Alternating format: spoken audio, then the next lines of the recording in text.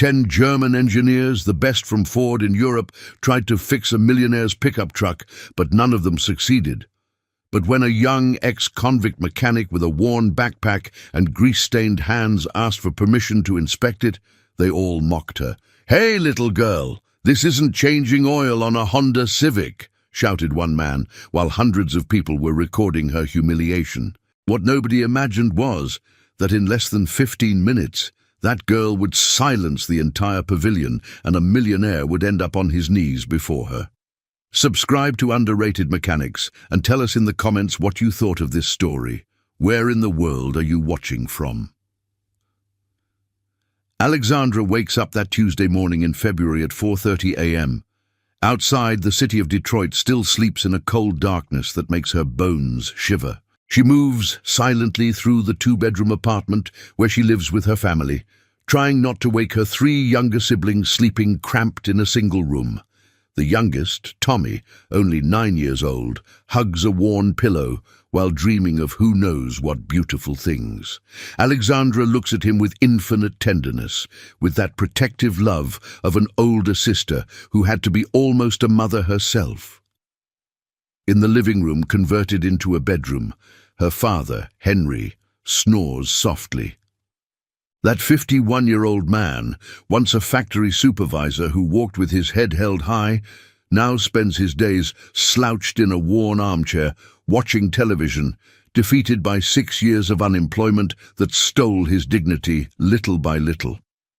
Alexandra feels that familiar pain in her chest, that mix of love and frustration that only someone who has watched their father crumble can understand. Her mother, Grace, is already awake in the small kitchen, preparing weak coffee and some folded tortillas with beans. No, scratch that. Some toast with peanut butter. This 48-year-old woman, with hands roughened from cleaning other people's houses 6 days a week for $1,800 a month, smiles when she sees her eldest daughter. "You leaving already, sweetheart?" she asks softly. Alexandra nods as she ties her hair in a practical ponytail. Her hands have visible calluses and small scars from welding burns, the physical marks of 6 years working with metal, hot and heavy tools. "Mom, today's the expo day," says Alexandra, with a mix of excitement and nervousness that causes a knot in her stomach. Maybe I can make some important contacts." Grace touches her cheek with maternal tenderness. "Be careful on the bus, honey, and don't let anyone make you feel less than you are." Alexandra hugs her mother, inhaling that familiar scent of cheap soap and dignified exhaustion, and thinks of something she wouldn't dare say out loud.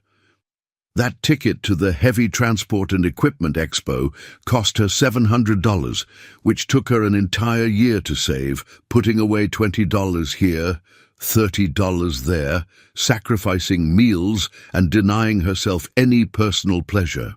As she walks through the still dark streets of her Detroit neighborhood, heading to the bus terminal, carrying her worn backpack containing her basic tools and a technical manual she translated herself from German using free apps, Alexandra remembers how it all started. She was only 16 when the world changed drastically.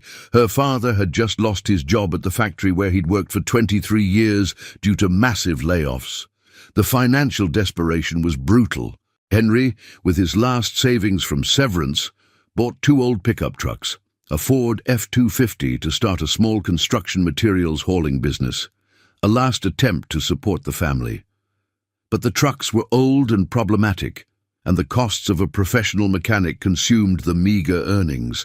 Alexandra saw her father cry for the first time in her life when he couldn't afford a $2,200 repair and the business was on the verge of collapse. That night, that 16-year-old girl made a decision that would change everything. She would learn to fix those damn trucks herself. With no money for courses, no mentor, nothing but free internet from a public library, and unwavering determination, Alexandra dove into YouTube videos, forums, international technical specifications, and digital manuals that she translated word by word with infinite patience. The first months were a nightmare of failures. She burned herself welding, smashed her fingers with wrenches, cried from frustration when something she'd spent hours fixing failed again. But little by little, with each problem solved, with each system mastered, Alexandra developed something extraordinary: the ability to diagnose complex faults in hydraulic systems and suspensions just by observing patterns of behavior, pressure, and leaks. She maintained those 2 trucks for 6 years doing the impossible, working against all odds, developing creative techniques born from pure necessity. The bus that takes her to downtown Detroit takes 3.5 hours. Alexandra sits absorbed, watching the sun illuminate the American landscape, while mentally reviewing everything she knows about heavy vehicle suspension systems. She works as a mechanic's assistant at a community garage for $2,400 a month. All that money goes entirely to supporting her family. No luxuries, no dinners out, nothing for herself, just work, responsibility, and the stubborn hope that maybe someday things will get better. Meanwhile, that same Tuesday morning, but in a completely different world, Armando Delgado wakes up in his penthouse bedroom in downtown Chicago with panoramic views of the city. That 47-year-old man, owner of Delgado Construction, the 3rd largest heavy construction group in the United States, rises from a king-size bed where he's slept alone for the last 3 years. The side where his wife Stella slept remains untouched, the pillows perfectly arranged as if she could return at any moment. Armando looks at himself in the mirror while shaving and sees a successful man who feels profoundly empty. He has money, power, and respect in the industry, but he's alone in a way that hurts to his bones. His 2 adult children live on the West Coast and barely respond to his calls. After Stella's death from that devastating cancer that took her in 4 months, Armando took refuge in work until he became someone cold, cynical, surrounded by employees who fear him more than respect him. As he prepares his coffee in an extremely expensive Italian machine, he thinks bitterly about the problem that's been driving him crazy for the last 12 weeks. His black 2024 Ford F450 Super Duty Limited, that beast worth $85,000 equipped with an active adaptive suspension system, has a fault that nobody can fix. The rear suspension collapses randomly under load, making it impossible to transport materials for his multi-million-dollar projects. He's already lost 3 major contracts due to delays. Unbelievable, thinks Armando, frustrated, as he drinks his bitter coffee. I spent $200,000 to bring in 10 specialized German mechanics, the best in Ford systems in Europe, and none of those incompetents could solve the problem. The truck is now on display at the Heavy Transport and Equipment Expo at McCormick Place, where Armando publicly offered a prize of $150,000 to whoever solves the problem. It's a fortune, but he doesn't care about money anymore. He just wants someone to fix that damn vehicle. His operations director, Leo Martinez, calls him shortly after. Mr. Delgado, good morning. I'm already at the expo. The last 2 German mechanics are going to try today, but honestly, I've lost hope. Armando sighs wearily. Leo is his distant nephew. He hired him 3 years ago more from family pressure than real competence. Lately, Armando suspects the guy talks more than he does. When Alexandra finally arrives at McCormick Place after 9 a.m., her eyes widen, seeing the magnitude of the event. Thousands of people, hundreds of commercial vehicles, giant gleaming booths from international brands. She feels small, out of place, with her simple clothes and worn backpack among so many elegant people in suits and ties with corporate badges. She follows the murmur of the crowd to the main pavilion, and there she sees it, that black Ford F450, an impressive beast surrounded by at least 400 people. Alexandra pushes her way through the crowd, hearing snippets of conversations. 12 weeks without a solution, 10 German mechanics failed, $150,000 prize. Her heart starts beating faster. On an elevated platform, Leo Martinez speaks into the microphone with an ostentatious air while two of the German mechanics make their last failed attempt. As you can see, ladies and gentlemen, this problem has baffled the greatest specialists from Europe. It's a high-level technical mystery. Alexandra observes the truck with that analytical look developed over 6 years of necessity. Something about the suspension failure pattern seems familiar, very familiar.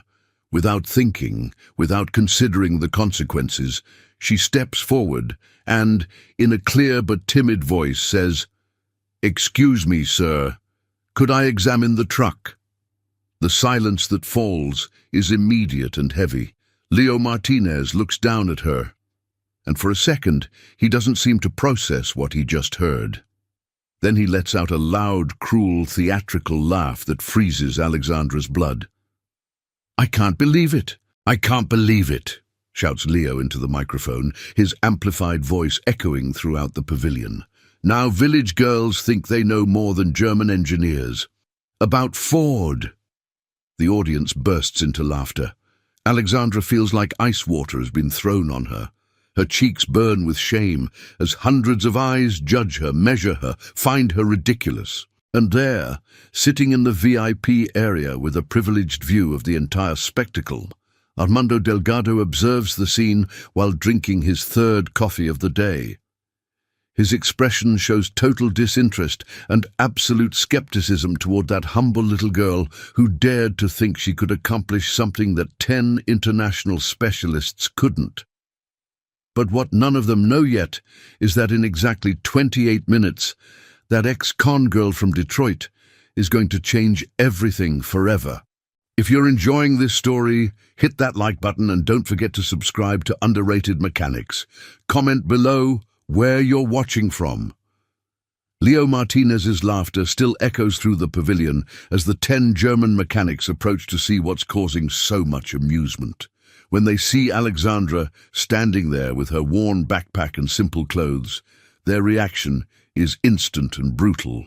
"Oh mein Gott," shouts one of them, a burly man about 45 years old wearing a shirt that says BMW Master Technician Munich, mixing German with English. "The American girl with the backpack is going to solve what we couldn't. This is a joke, a prank." Another mechanic, taller with a greying beard, approaches Alexandra with a condescending smile that makes her stomach turn. "Sweetheart, listen carefully," he says in a paternalistic and cruel tone. "We are certified engineers with 20 to 30 years of experience in Ford systems. We came from Germany specifically for this. Do you understand what that means? This isn't like changing oil on an old Civic, little girl." The words hurt Alexandra like physical blows, but she keeps her head high. She can feel the tears wanting to fall, but she refuses to give them that satisfaction.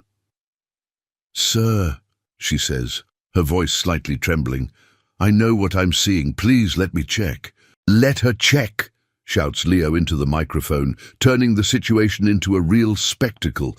"Ladies and gentlemen, this is going to be great. We've got free entertainment." The crowd now numbers over 600 people. Several renowned automotive influencers start live streaming on Instagram and TikTok. A YouTube channel called Gearheads and Motors with 150,000 subscribers posts the title on their live stream: "Detroit Girl versus 10 German Specialists, Guaranteed Failure." Comments start pouring in. "This is gonna be epic, lol. Poor thing, she doesn't know what she's gotten into. Women trying to do men's work, SMH. Can't wait to see her cry."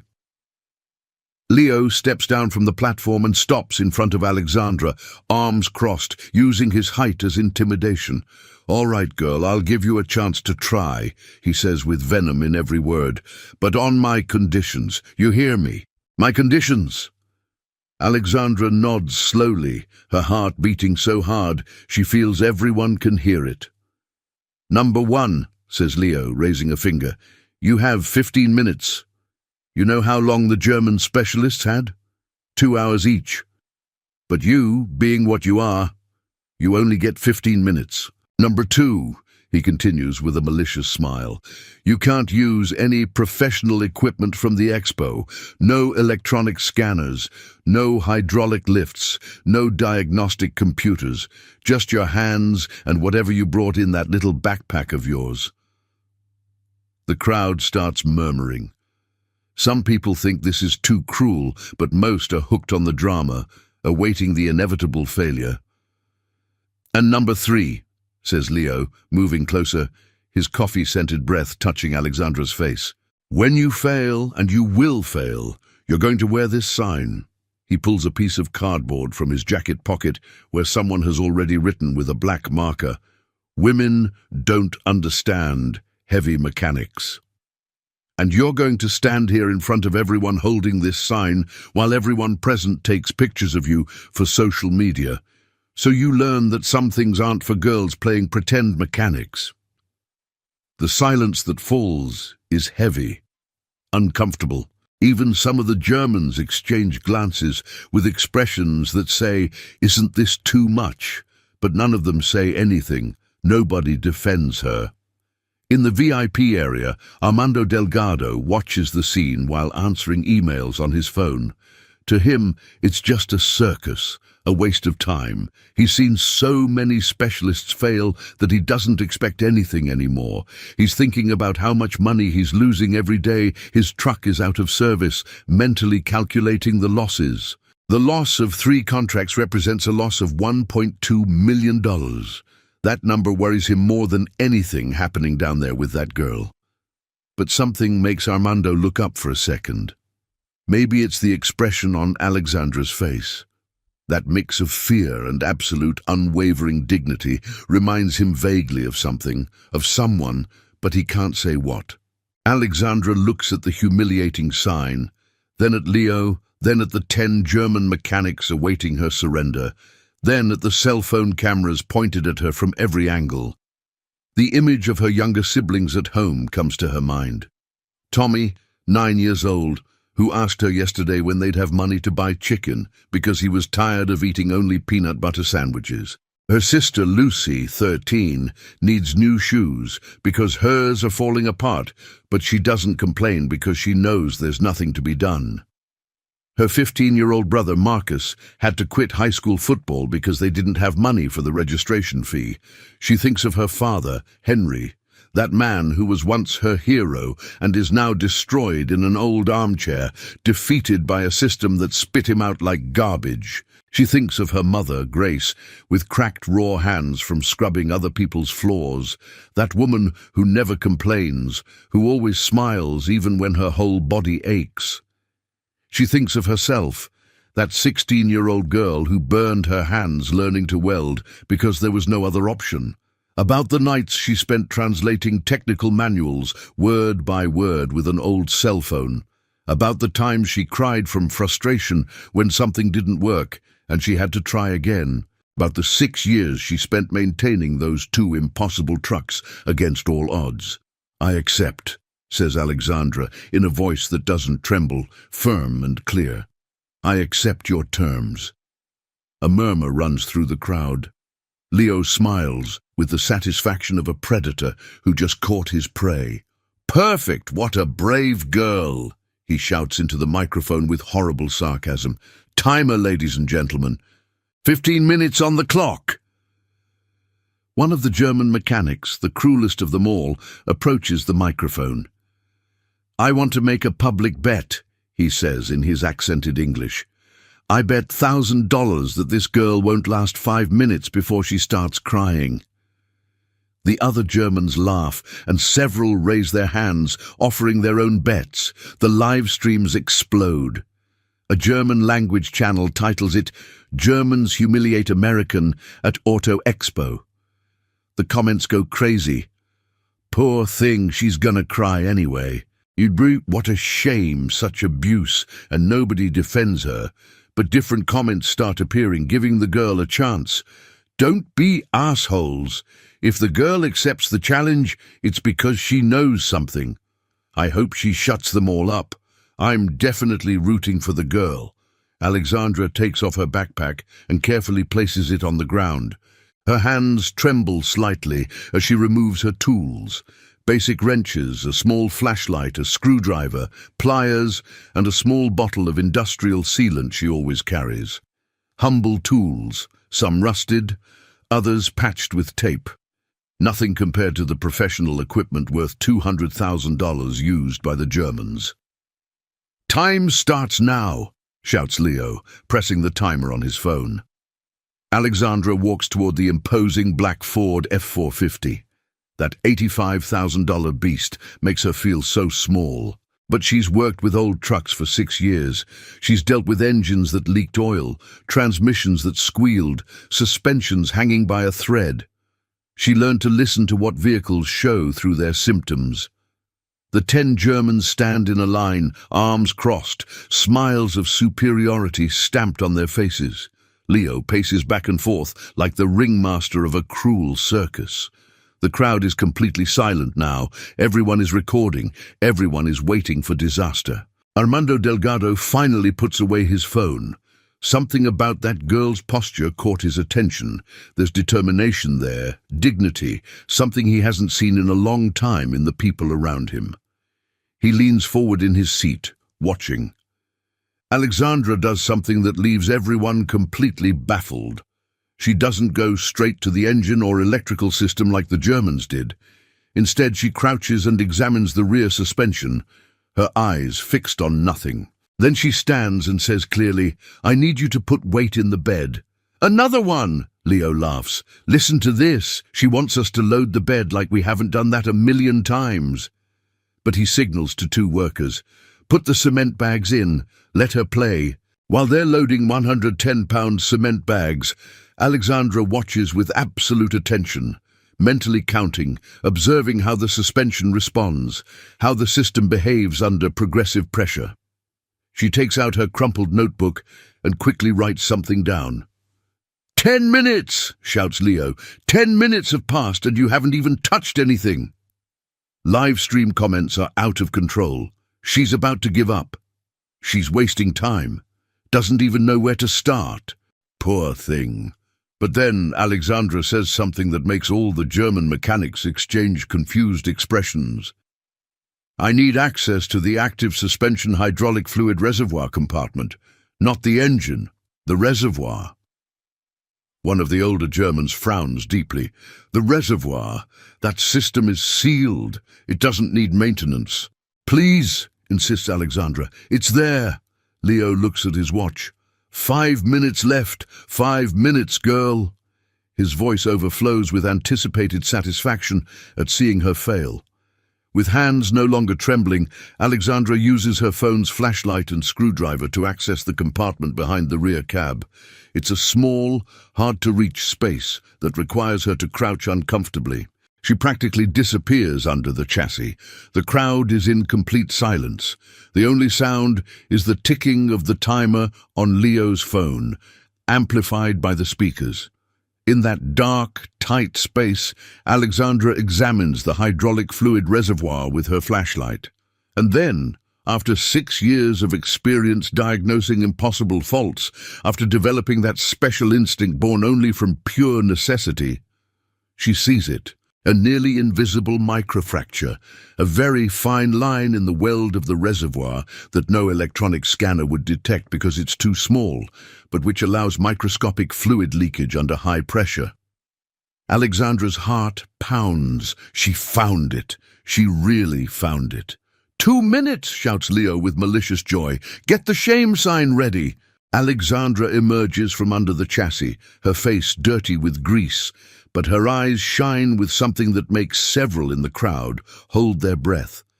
She knows something nobody else knows, and in less than 2 minutes, everything is going to change. 1 minute and a half, shouts Leo, and you can hear in his voice that cruel anticipation of someone about to see their prophecy of humiliation fulfilled.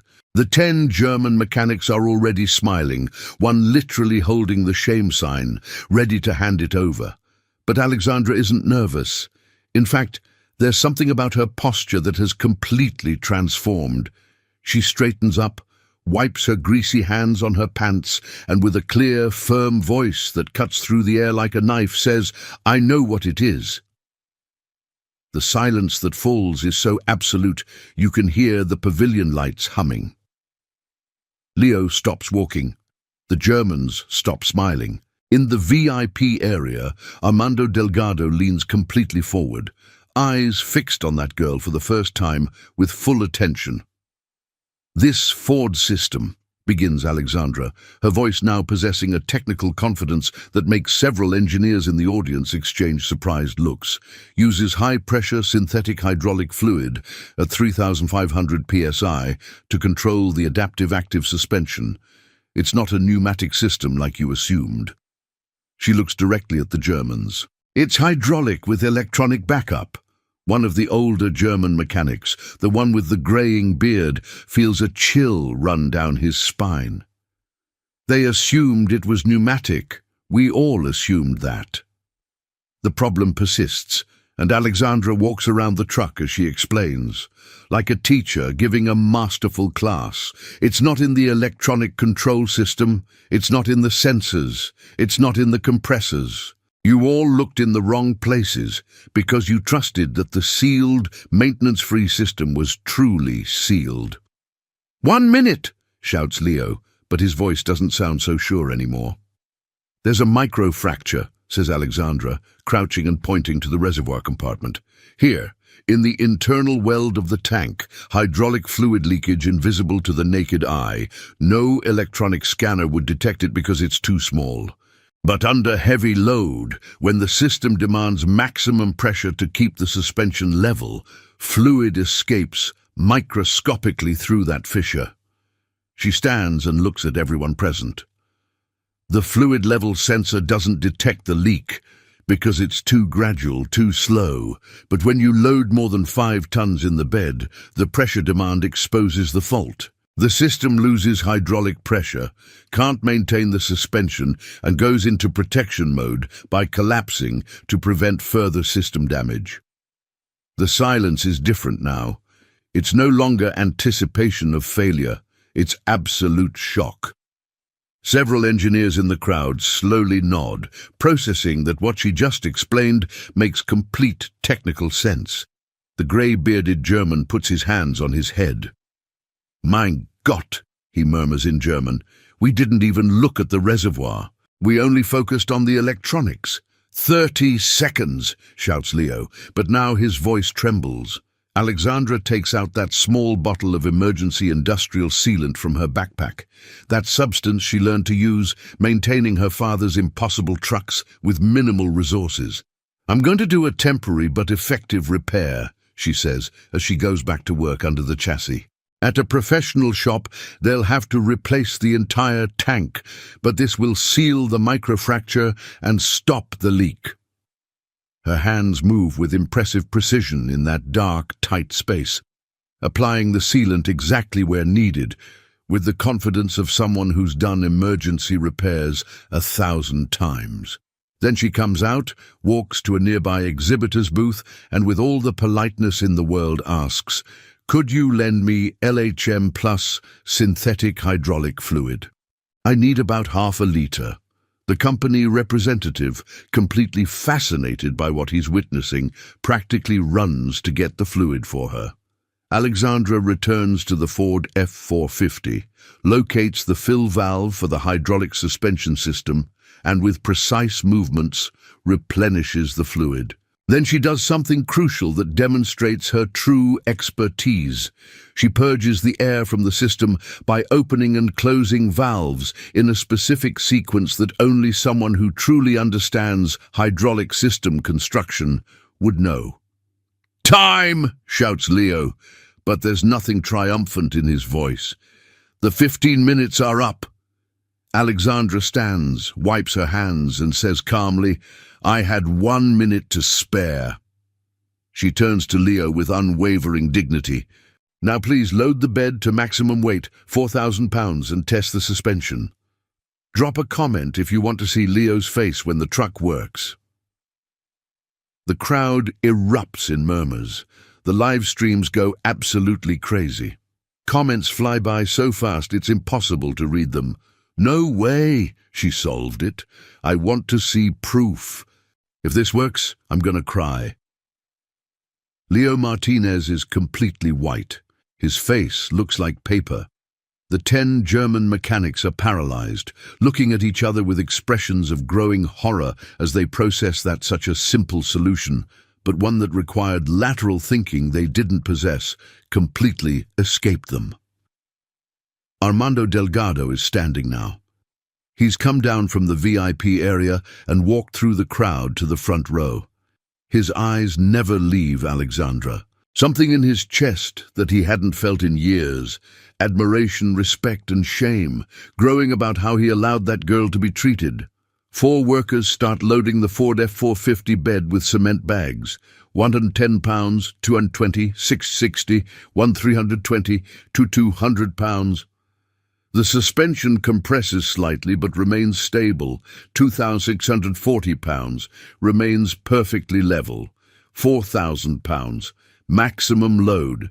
Alexandra gives the order in a firm tone. Start the engine, activate the adaptive suspension system, move it. The designated driver, with trembling hands, starts the black beast. The power-stroke turbo-diesel engine roars with that deep sound that makes your chest vibrate. He activates the suspension system. The indicators on the dashboard light up green. The driver puts it in first gear and moves the truck slowly. Then a bit faster, makes a turn, brakes, accelerates.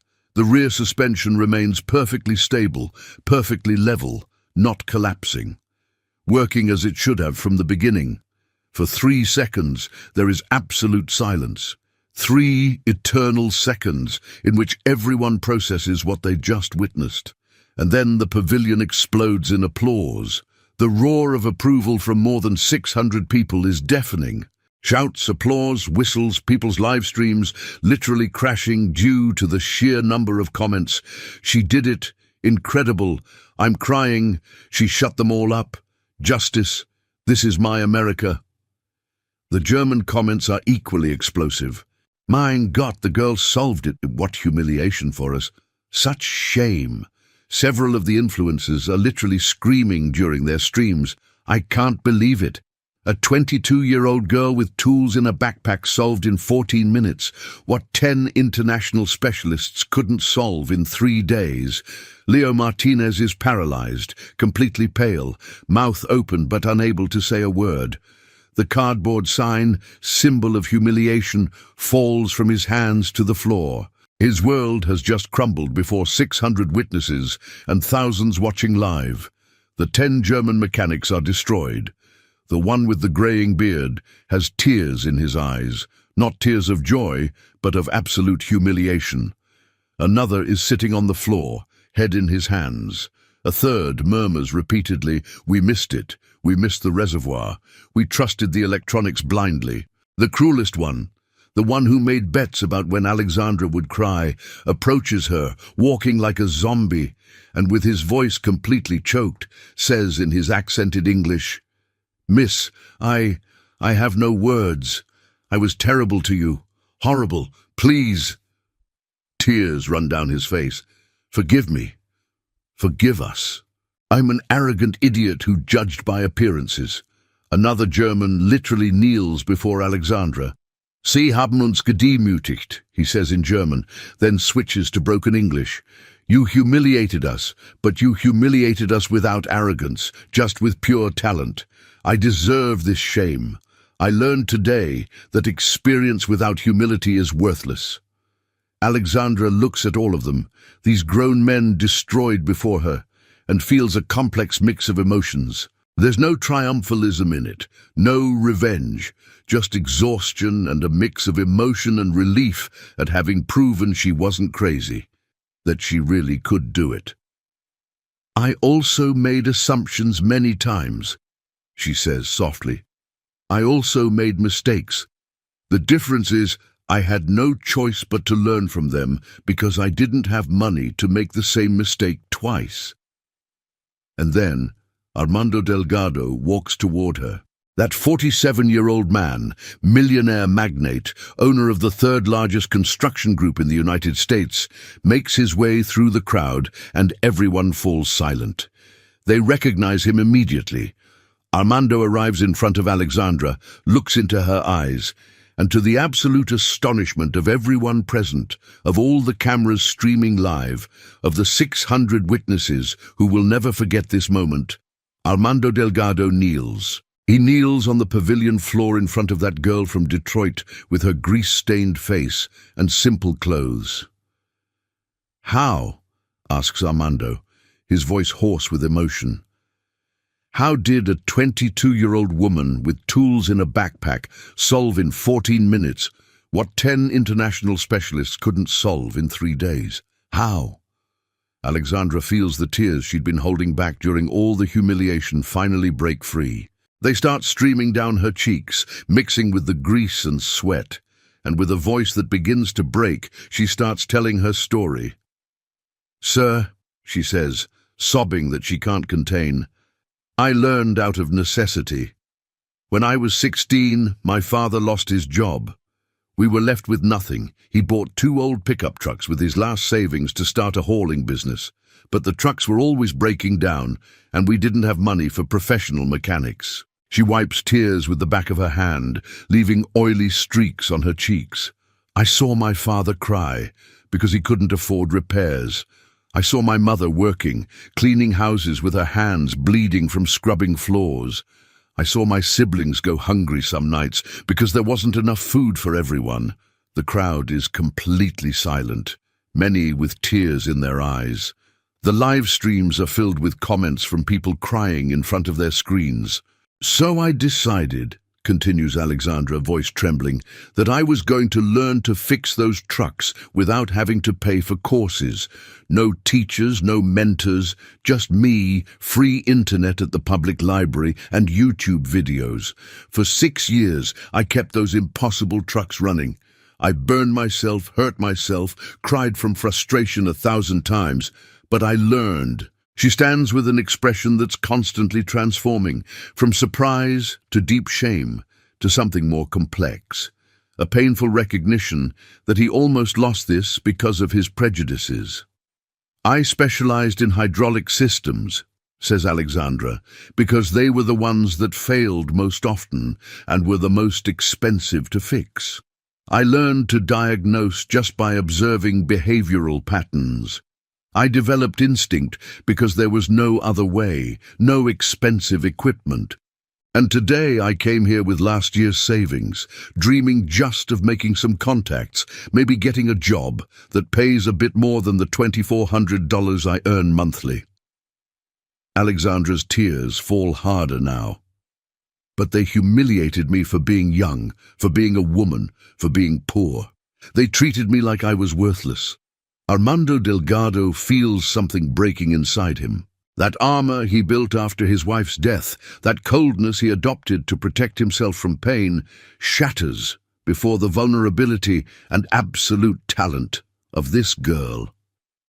"Alexandra Ruiz," says Armando in a loud, clear voice for everyone to hear, "I ask you to forgive me.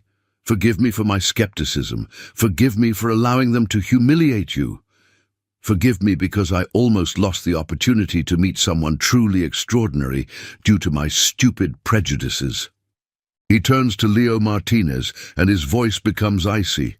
"You're fired. Pack your things. I never want to see you in my company again. Your cruelty, your arrogance, your incompetence, it all ends today." Leo opens his mouth to protest, but Armando raises a hand. "Say one more word, and I guarantee nobody in this industry will ever hire you again." Then Armando looks at Alexandra again, still kneeling before her. "You taught me something today that I had forgotten, that true talent doesn't need expensive degrees, that real skill is born from necessity, from courage, from intelligence applied with humility." He slowly and firmly pulls out a check from inside his jacket. He fills in $150,000 right there in front of everyone and hands it to Alexandra. But before she can process it, Armando continues. And this is just the promised reward, but I want to offer you something even more, if you'll allow me. The crowd is completely hypnotized. Nobody moves, nobody breathes. I want to offer you a contract as maintenance manager for my entire fleet, 87 heavy vehicles, salary of $120,000 a year, an apartment in Detroit for you and your whole family, complete health insurance for everyone, and a scholarship so you can study mechanical engineering at MIT while working part-time. Alexandra can't process what she's hearing. Her mind refuses to believe this is real. The check trembles in her hands. "Do you accept?" asks Armando softly. Alexandra can only nod, with tears falling uncontrollably now, overwhelmed by a mix of relief, emotional exhaustion, and absolute gratitude. The pavilion explodes again in deafening applause. People are shouting, crying, celebrating. Live streams are being shared thousands of times per second. And in that moment, Alexandra Ruiz, the ex-con mechanic from Detroit, becomes a national symbol that talent, dignity, and courage always find their way to the light. If this story moved you, smash that like button, subscribe to Underrated Mechanics, and comment below where you're watching from. Let's spread Alexandra's story around the world. The next 3 hours at the Expo Pavilion are a whirlwind of emotions that Alexandra never imagined she'd survive. The media is all over her, CNN, Fox News, NBC, CBS, all wanting to interview her. Camera flashes blind her as journalists shout questions from all angles. "Alexandra, how do you feel right now? Is it true you learned to be a mechanic completely on your own? What would you say to young women who want to enter male-dominated professions?" Armando Delgado stays by her side like a protective shield, his hand on her shoulder in a paternal gesture he didn't expect to feel himself. For 3 hours, this girl was invisible to him. Now he feels a deep need to protect her, to ensure the world treats her with the respect she deserves. Meanwhile, in a corner far from the pavilion, the 10 German mechanics are gathered, processing what just happened. The grey-bearded one, whose name is Klaus Hoffmann, and who has 52 years of experience, wipes away tears that continue to fall. 52 Jahre, he murmurs in German. 52 years working with trucks and a 22-year-old girl taught me the biggest lesson of my life. They all sit in silence, sharing that deep shame mixed with genuine respect. The youngest of the group, Stefan, 38 years old, is the one who finally articulates what everyone feels. "We got arrogant. We trusted too much in our technology, our degrees, our years of experience. We forgot the basics." She didn't forget because she couldn't afford to forget. One by one, the Germans approach Alexandra between interviews to apologize again. Now, more calmly, more sincerely. Klaus Hoffmann takes Alexandra's hands in his, those enormous hands calloused by decades of work, holding the small but equally calloused hands. "Miss Alexandra," he says in broken English but full of emotion, "I have 3 daughters in Germany. 2 are engineers, 1 is a doctor. I always told them they could do anything, but today I realized I didn't completely believe my own words, because when I saw you, I assumed you couldn't do it. I was completely wrong." His tears fall again. "I'm going to tell this story to my daughters so they know that true talent has no gender, age, or social class. It only has determination and courage." Alexandra hugs that man who was publicly humiliating her 2 hours ago, and now he's crying in her arms. It's a moment of redemption and human emotion so deep that several journalists capture the image, and that photograph becomes iconic in the following weeks. Armando watches all of this from a few feet away, and something inside him that had been dormant since he lost Stella begins to awaken. He recognizes something in Alexandra that his wife always told him. "Armando, true success isn't measured in millions. It's measured by how many lives you touch with kindness." For 3 years after Stella's death, Armando became a soulless money-making machine. He surrounded himself with people like Leo, incompetent but servile, who only told him what he wanted to hear. He distanced himself from his children because they reminded him too much of what he'd lost. He built emotional walls so high that nothing and nobody could reach him. But this young woman from Detroit, with her extraordinary talent born from pure necessity, with her preserved dignity despite humiliation, with her total absence of bitterness despite everything she suffered, she simply destroyed those walls in one afternoon. Armando takes out his phone and does something he hasn't done in 2 years. He calls his eldest son, Armando Jr., who lives in San Francisco and works as a corporate lawyer. "Dad?" His son's voice sounds surprised, almost alarmed. "Is everything okay? Did something happen?" "Yes, son," says Armando, his voice choked with emotion. "Something happened. Something important. I need to tell you about an extraordinary young woman who taught me today that I'd lost sight of what really matters in life." For 20 minutes, Armando tells his son the whole story, about his cynicism, about how he let Alexandra be humiliated, about how she demonstrated talent born from pure necessity, about the brutal lesson in humility everyone received today. "Dad," says Armando Jr., his voice choked with emotion, "it's been 3 years since I last heard you talk like this, with passion, with humanity. When Mom died, you became someone I didn't recognize anymore." "I know, son," admits Armando with tears in his eyes, "and I'm sorry, I got lost. But today, thanks to Alexandra, I found myself again. And I want you to come to Chicago soon. I want you to meet her. I want to be your father again, not just a name on your phone." That conversation is the first of many changes that Alexandra will initiate in Armando's life without even knowing it. In another corner of the pavilion, Alexandra finally has a moment to call home to Detroit. Her mother, Grace, answers on the second ring. "Honey, how was the expo?" Alexandra can't speak. The sobs explode from her chest with such force that her mother immediately panics. "Alexandra, what happened? Are you okay, honey?" "Talk to me." "Mom," she manages to say between sobs, "something incredible happened, something that's going to change everything forever." She tells her everything. The initial humiliation, the 15-minute trial, the solution to the problem, the $150,000 check, the contract, the apartment, the salary, the college scholarship. Grace listens in absolute silence, and when Alexandra finishes, they're both crying on the phone.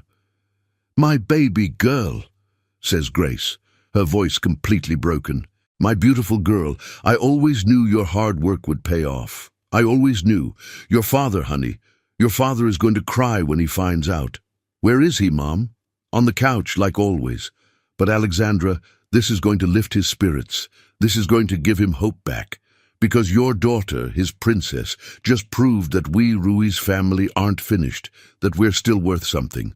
When Alexandra finally hangs up, Armando is waiting for her with a kind expression that completely transforms his usually hard face.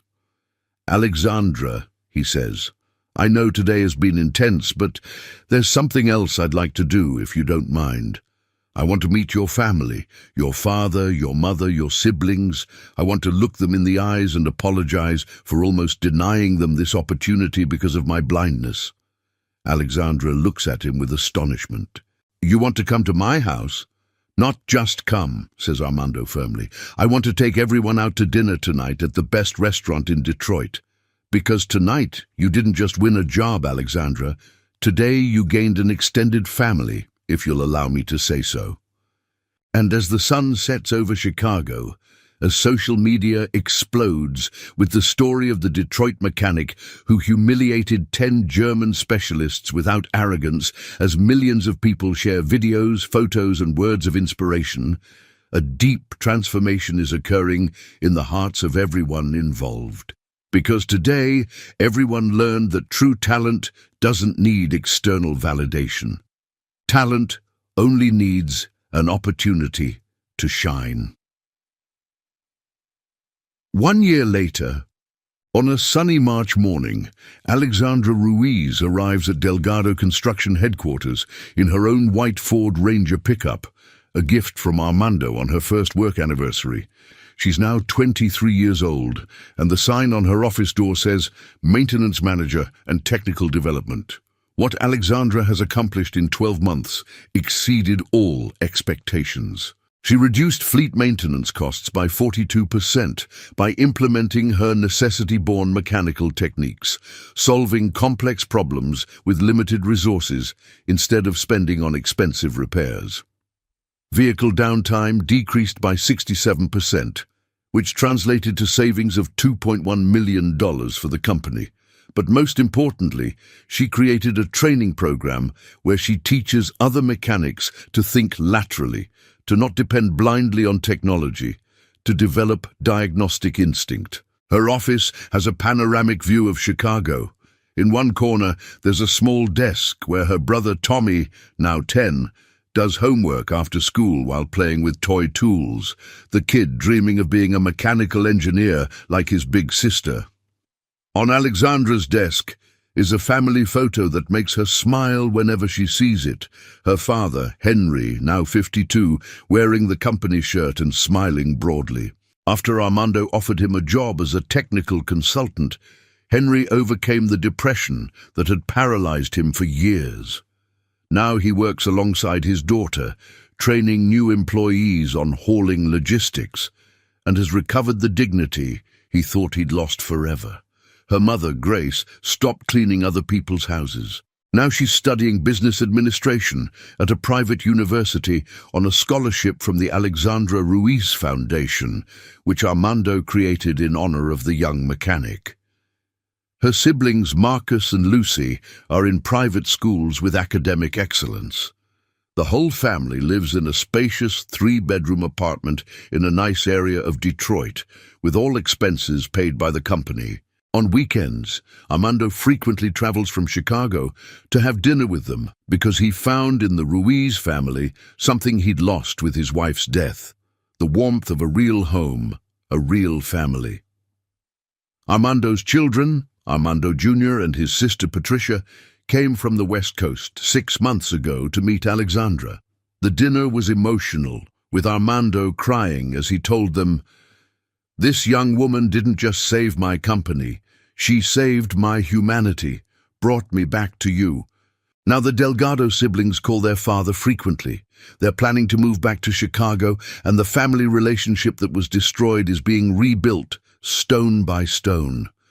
Of the 10 German mechanics, 4 traveled to the US to apologize personally 3 months after the incident. Klaus Hoffmann brought his 3 daughters to meet Alexandra, and the scene of those 4 professional women hugging the Detroit mechanic was captured by national media. 2 of the Germans now work as special consultants hired by Alexandra in a relationship of mutual respect and continuous learning. Leo Martinez never worked in the automotive industry again. Videos of his cruelty went viral with over 15 million views, and his name became permanently associated with arrogance and abuse. It's a brutally fair lesson.